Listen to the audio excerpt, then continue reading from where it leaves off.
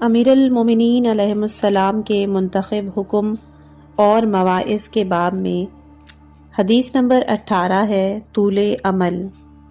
طول عمل سے مراد ہے دنیاوی زندگی، مال و دولت، خواہشات کے حصول کے لیے طویل منصوبہ بندی کرنا۔ امام علیہ السلام اس حدیث میں فرما رہے ہیں کہ جو شخص امید کی راہ میں بکٹٹ دوڑتا ہے وہ موت سے ٹھوکر کھاتا ہے۔ اس میں ایک لفظ ہے بکٹٹ، اس کا مطلب ہے بہت تیز یا بے تحاشا دوڑتا ہوا، کہ جو عام طور پر گھوڑے کی تیز رفتاری کے لیے استعمال ہوتا ہے۔